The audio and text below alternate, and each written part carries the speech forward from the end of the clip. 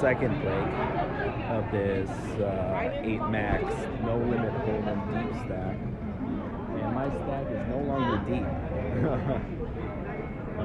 When we come back, I'm gonna have about 14 big blinds left. I've just been fairly card dead, and then when I have picked up a starting hand a couple of times, it just hasn't worked out for me. King's one hand, and there are 3 limpers in front of me. I'm in late position. I raised it to 5,000 when the limpers were in for 1,000 each. 2 people call, so it's 3 ways to a flop that comes ace high with a 6-5. And these 2 other players are big stacks or bigger stacks at the table.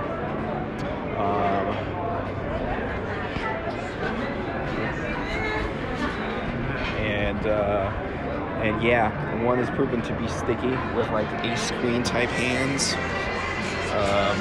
The other one plays a wide variety of hands. So it gets checked around on the flop, and then an ace comes on the turn. And one guy bets out, and I just keep calling because I'm fairly confident that the guy who bet out has an ace. And even if he doesn't, there's still another guy behind me who could have an ace, or could have some kind of a drawing hand, maybe even a set. We fold, and we lose that pot. News, we are out. So, just again, not my tournament. Push all in with about 14 big blinds, late position with ace king. Get called by the big blind, who turns over ace queen offsuit. Flop comes king 10-10, so I got him crushed. You can only get a jack or make a straight or running queens. The turn is another 10. So now I got a full house, and he's drawing pretty much dead to a chop. The last 10 or one of the last 2 aces. So 3 outer, ace comes on the river, which chops the pot for us. I should have won that hand and doubled up. Would have had over 30 big blinds, but as it happens, I didn't win. Then the next space I get into, I have Jack 10 in the small blind, and it folds around to me, and I push all in against the big blind, who is kind of a medium stack, like on the smaller side, just recently brought in, and he flips over 1 ace. Call it after seeing 1 ace. The other card is an offsuit deuce, so I'm actually not in that bad a shape against ace deuce offsuit with jack 10. Of course, there's an ace on the flop, and I actually flop an inside straight draw, which means I have 4 outs. On the turn, I hit my 10, so I pick up an additional 5 outs. Now the 10 or the jack or an 8 will move me in the pot. So 9 outs to the river, and the river breaks off as a point. And we're out. There's 1 re-entry allowed into this tournament, but we are in the main Rio casino. We're in the small poker room that they have here because this event's so big, they just got tables everywhere to accommodate.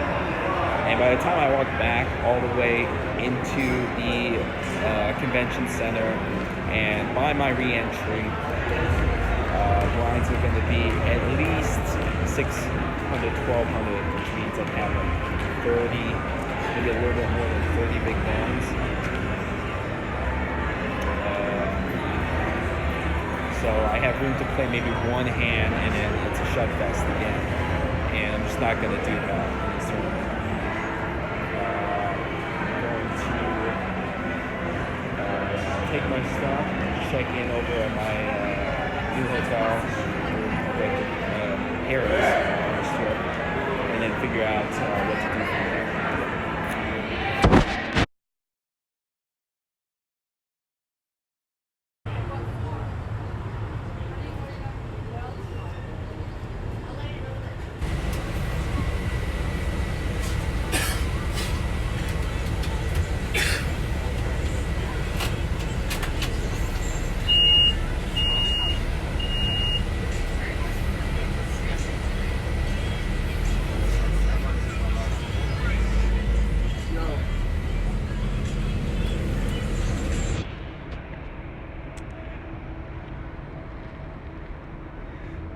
Building a new convention center back here behind the link.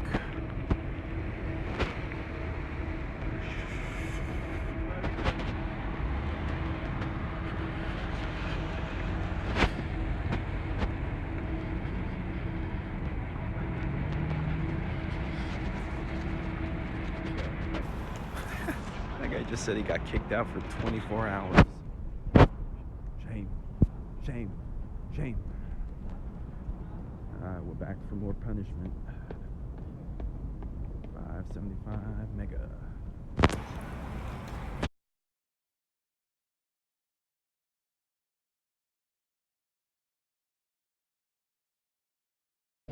And just like that, we are out. The frustration continues.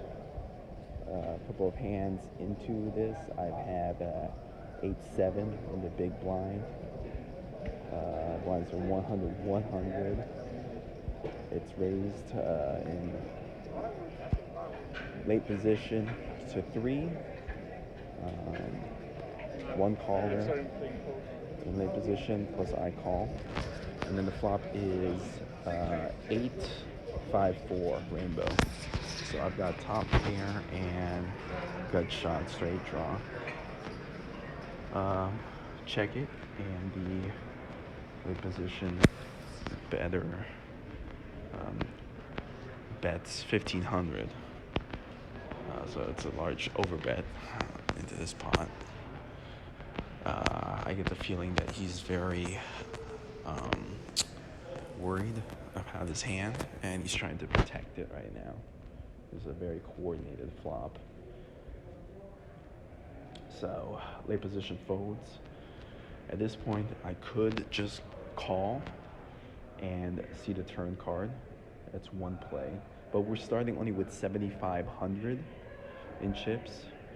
So at this point, I've got about 5,500. If I were to call, I have about 5,500 left, and then the pot would be, over 4,000. So I'd have a little over a pot size bet on the turn. So I could call, see what develops on the turn in terms of what card comes off and what he does. If I raise, well, raising the minimum doesn't accomplish very much. Makes it pretty easy for him to just shove over the top of me, because it doesn't look like I mean, depending on how somebody reads it, I don't think it looks like a very strong raise.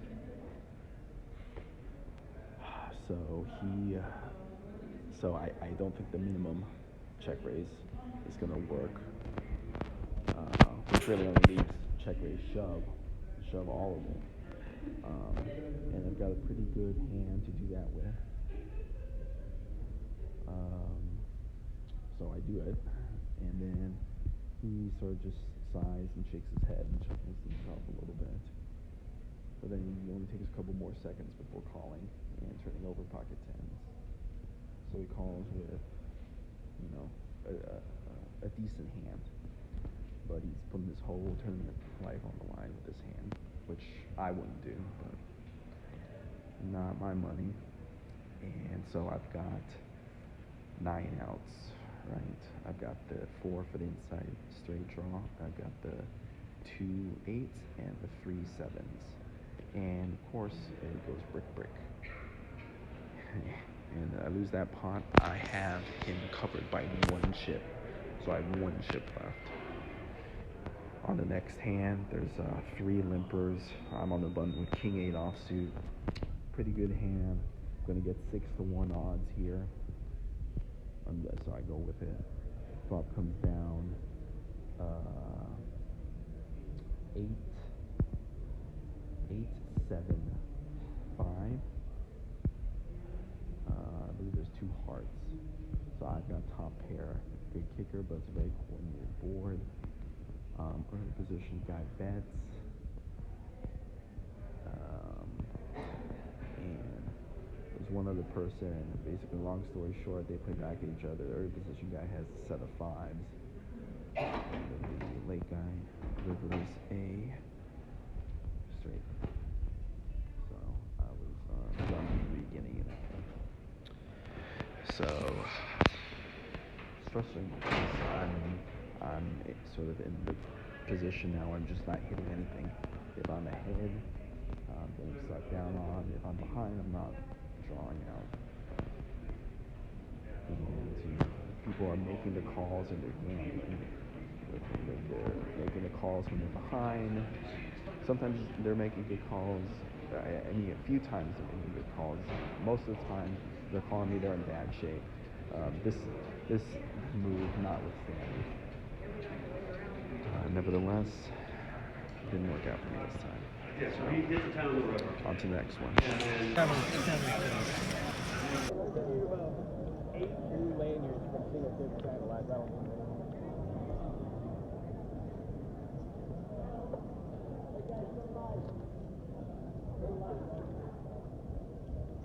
Sure.